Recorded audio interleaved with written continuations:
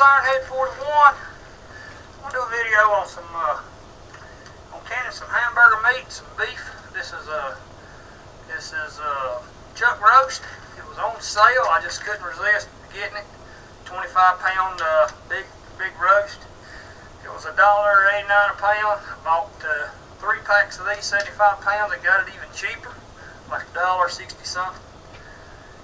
Anyway, I'm gonna demonstrate. I cut them in strips like this, and then I put some in this grinder, this meat grinder right here. I'm gonna turn it on, show you. Well, I'll tell you what, if you ain't never had fresh ground chuck compared to that pink stuff you buy at the supermarket, you never buy that pink stuff again. This is just full of flavor, full of fat. Man, it's just delicious. But I'm gonna can pint jars of fresh ground chuck roast. I pack it full of meat like so. Get it on pretty tight except for about 1 inch from the top. We'll do it like that.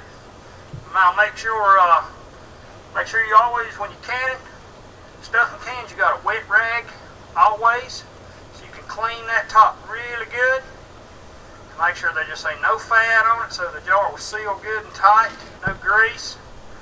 Which I'm doing that a little early. Hold on, let me back up. I got some plain salt.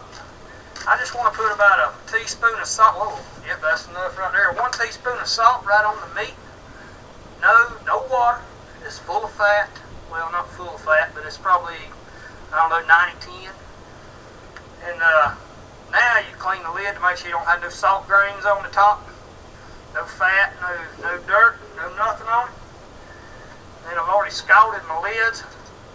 Put the lid right on there and tighten the jar up, just like so. Then I'm going to do my canning rack right here. I hold 9 pints. So I'll put that in there. I'll do it 8 more times.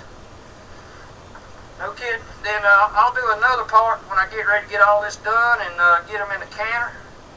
My wife's running me out of the freezer at springtime, almost spring, another week. Wife's running me out of the freezer for my fall meat.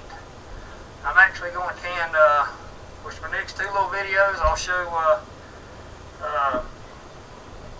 canning, you ain't gonna believe it, some rattlesnake. This is last fall's rattlesnake. Cooter, big old water turtle. I got it in the freezer. I was going to can it this winter, just didn't get around to it. But she's running me out. She wants the freezer for spring, use fresh spring meat. So I'm going to can all this right here.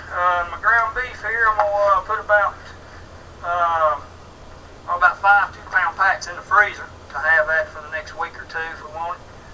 And I'm going to pint can the rest of it. The reason I'm doing it in pints, because that's a lot of meat. That jar holds about 2 pounds of meat.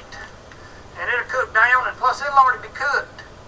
And then when you want to make your spaghetti, you don't have to stick this in a frying pan. It's already cooked. All you can do is heat it up, make spaghetti or goulash or whatever you're making with it. You can't pat it in hamburgers or nothing. It's just like already cooked hamburger meat, like for spaghettis or soups or stews or whatever. All right, that's Ironhead on this one here. Like I said, I'm going to show you how to can some rattlesnake and some turtle, and put some of these in, also some of these in cubes, in about 2-inch square cubes in jars. Like I said, no water, a little salt, clean it, tighten it up. We're going to pressure can 1.5 hours, 10 pounds. You're going to like this.